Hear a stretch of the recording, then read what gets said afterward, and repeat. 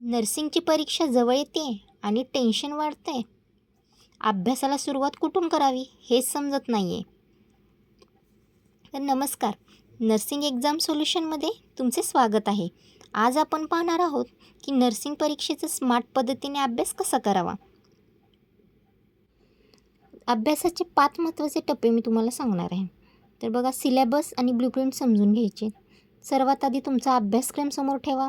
त्यानंतर कोणत्या प्रकरणाला जास्त गुण आहेत ते तपासा. दुसरा पॉईंट म्हणजे मागील वर्षाच्या प्रश्नपत्रिका त्या पाहायच्यात. गेल्या 5 वर्षाच्या प्रश्नपत्रिकेचे विश्लेषण करा आणि काही प्रश्न वारंवार विचारले जातात त्याची यादी तयार करा. त्यानंतर बघा, कॉन्सेप्ट क्लिअरिंग म्हणजे संकल्पना स्पष्ट करा. म्हणजे फक्त पाठांतर करू नका. ॲनाटॉमी, फिजिओलॉजी आणि मेडिकल सर्जिकल नर्सिंगसारख्या विषयात संकल्पना समजून घेणे महत्त्वाचे आहे. त्यानंतर कृती आराखडा, प्रत्येक विषयाला त्याच्या कठीण पातळीनुसार वेळ द्या. म्हणजे जो कठीण असेल त्याला सकाळच्या वेळी फ्रेश वातावरणात त्याचा अभ्यास करा, म्हणजे जास्त लक्षात राहील. त्यानंतर आकृत्यांचा सराव करणे.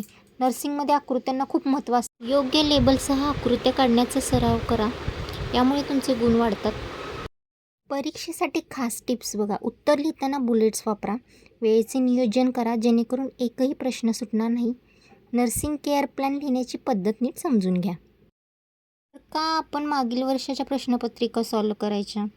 तर point 1, understanding the exam pattern. बघा, मागच्या वर्षाच्या प्रश्नपत्रिका सोडवल्याने आपल्याला एक्झाम पॅटर्न एक्झॅक्टली कसा असतो हे चांगल्या प्रकारे समजतं.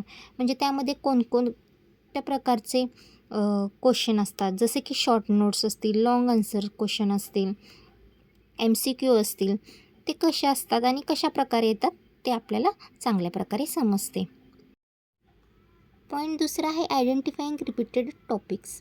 तर एक्झाम पेपर सॉल्व केल्याने आपल्याला रिपीटेड टॉपिक्स समजतात. जे मागील 5 वर्षाचे क्वेश्चन पेपर आहेत ते सॉल्व केल्यामुळं काय होतं, इझिली आयडेंटिफाय होतात आपल्याला हॉट टॉपिक्स आणि आपण त्याच्यावरती चांगल्या प्रकारे फोकस करू शकतो. तिसरा पॉईंट आहे इम्प्रूव्हिंग टाईम मॅनेजमेंट. तर क्वेश्चन पेपर सॉल्व केल्याने आपल्याला टाईम मॅनेजमेंट चांगल्या प्रकारे जमतं. काय करायचं आहे, तर घरामध्ये असल्यानंतर एक्झॅक्टली आपला एक्झाम टाईम जसा असतो तसा टाईम लावून आपण ते क्वेश्चन पेपर सॉल्व करायचे आहेत.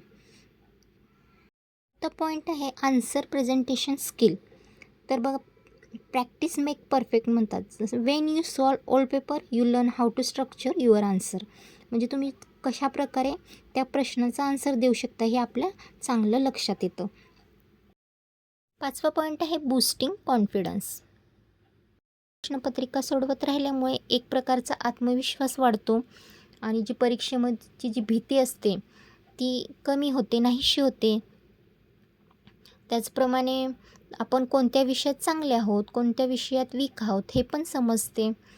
अशा प्रकारे आपला एक कॉन्फिडन्स हाय लेवलला जातो आणि तुम्ही परीक्षेसाठी व्यवस्थित तयार होता. आणि गुड प्रेझेंटेशन असेल तर आपल्याला एक्झाममध्ये नक्कीच चांगले मार्क पडू शकतात. स्वतःमध्ये आत्मविश्वास ठेवा, तुम्ही नक्कीच यशस्वी व्हाल. अशाच नर्सिंग नोट्स आणि सोल्युशनसाठी आपल्या चॅनलला नक्की सबस्क्राईब करा आणि हा व्हिडिओ तुमच्या मित्रांसोबत शेअर करा. थँक्यू.